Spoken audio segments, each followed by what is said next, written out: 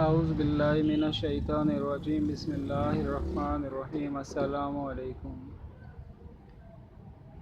میں تمام دنیا کے مسلمانوں سے، تمام دنیا کے جو رسول پاک صلی اللہ علیہ وسلم کے امتی کہلاتے ہیں، ان سب سے مخاطب ہوں اور ان سب سے کویشچن ہے۔ میرا اصول ہے با ادب با نصیب، بے ادب بے نصیب۔ اس اصول پہ چلتے ہوئے میں دین اسلام کے لیے کام کرتا ہوں۔ اللہ تعالیٰ کو وحدہ لا شریک ماننا، رسول پاک صلی اللہ علیہ وآلہ وسلم کو اپنا آخری نبی ماننا، یہ ہمارے ایمان کی شرط ہے۔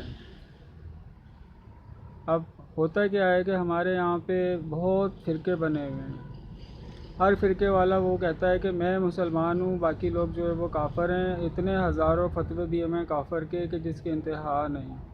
اور رسول پاک صلی اللہ علیہ وسلم کا فرمان بھی ہے کہ جو لوگ ایک دوسرے کو کافر کہتے ہیں وہ لوگ کافر ہو بھی چاہتے ہیں۔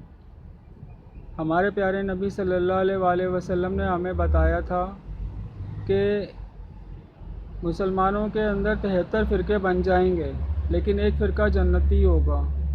تو صحابہ رضی اللہ عنہم اجمعین نے آپ صلی اللہ علیہ وسلم سے پوچھا تھا کہ وہ فرقہ کون سا ہوگا، تو پیارے نبی صلی اللہ علیہ وسلم نے سب سمجھایا تھا کہ وہ فرقہ رسول پاک صلی اللہ علیہ وآلہ وسلم اور ان کے صحابہ کی جو جماعت ہے، وہ فرقہ ہے جو اس پہ عمل کرے گا وہ جنتی ہے۔ تو پیارے نبی صلی اللہ علیہ وسلم کی جو جماعت ہے اور جو آج کل کے مولویوں کی جماعتیں ہیں، ان میں بنیادی فرق کیا ہے؟ بنیادی فرق یہ ہے کہ پیارے نبی صلی اللہ علیہ وسلم اور صحابہ کی جماعت جو ہے اس میں کفر کے فتوے نہیں ہوتے تھے ایک دوسرے پہ۔ ہم سب نے اس جماعت کو پکڑنا ہے۔ یہاں ہوتا کیا ہے کہ جیسے مولانا الیاس قادری صاحب ہیں، طارق جمیل صاحب ہیں، یا شیعہ حضرات ہیں، یا مفتی تقی عثمانی صاحب ہیں، یا جتنے بھی مثال کے طور پہ مولانا ہیں، ان سب مولاناؤں کی میں کسی مولانا کی تذلیل نہیں کر رہا۔ میں اصول پہ چلتا ہوں، با ادب با نصیب، بے ادب بے نصیب۔ اس اصول پہ چلتے ہوئے میں نے آپ کے سامنے رسول پاک صلی اللہ علیہ وسلم کی بات رکھ دی ہے کہ ہمارے پیارے نبی صلی اللہ علیہ وسلم نے ہی ہمیں سمجھایا ہے کہ جو لوگ کافر کے فتوے دیتے ہیں وہ لوگ کافر ہو بھی جاتے ہیں۔ ٹھیک ہے نا؟ یہ حدیث ہے رسول پاک صلی اللہ علیہ وسلم کی، آپ چیک کر سکتے ہیں کہ فتوے دینے والے کفر کے، ان کے بارے میں رسول پاک صلی اللہ علیہ وسلم نے ہمیں کیا سمجھایا ہے۔ تو ہمیں چاہیے کہ ہم سب کو پیارے نبی صلی اللہ علیہ وآلہ وسلم کی جو جماعت ہے، ان کا جو فرقہ ہے، ہمیں اس سے منسلک ہونا چاہیے اور ہمیں سب کا شکریہ ادا کرنا چاہیے، سارے جتنے بھی مولانا ہیں، کہ بھئی آپ نے ہمیں دین کی باتیں بتائیں، حدیثیں بتائیں، ہمیں قرآن سکھایا، لیکن ہمارا تعلق صرف اور صرف پیارے نبی صلی اللہ علیہ وآلہ وسلم اور صحابہ رضی اللہ عنہم اجمعین کی جماعت سے جو کہ جنتی ہے۔ ہمارا تعلق اس فرقے سے، باقی سارے فرقے جہنمی ہیں۔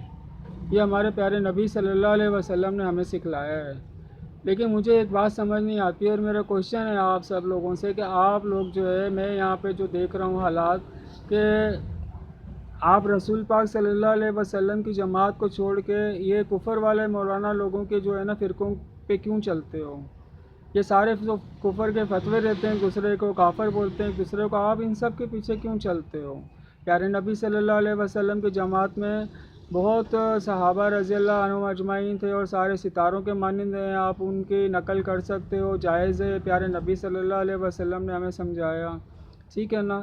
تو ہمیں اس فرقے کو پکڑنا چاہیے جس میں کوئی سختی نہیں ہے، کوئی زور نہیں ہے، کوئی زبردستی نہیں ہے۔ آپ کے ہر فرقے کا مولانا جو آج کے دور میں وہ یہ چاہتا ہے کہ اس کے طریقے سے اذان ہو، اس کے طریقے کے کپڑے پہنو، اس کے طریقے سے نماز پڑھو، جبکہ پیارے نبی صلی اللہ علیہ وسلم اور صحابہ رضی اللہ عنہم اجمعین کے طریقے میں بہت فرق آپ کو نظر آ جائیں گے اور وہ سارے مسلمان ہی کہلاتے تھے۔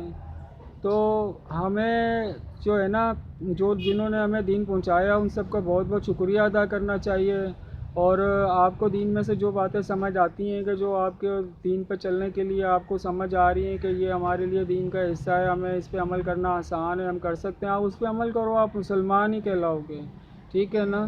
اب اگر کسی نے جو ہے وہ بہت ساری چیزوں میں فرق آ جاتا ہے، کسی نے اگر سفید کپڑے پہن لیے یا کسی نے کالے کپڑے پہن لیے یا کسی نے نیلے کپڑے پہن لیے، تو اس سے بندہ کافر نہیں ہو جاتا ہے، ٹھیک ہے؟ ہمیں زور زبردستی نہیں کرنی چاہیے اور ہمیں تمام کافروں سے توبہ کرنی چاہیے، کیونکہ یہ ہمارے ایمان میں داخلے کی پہلی شرط ہے۔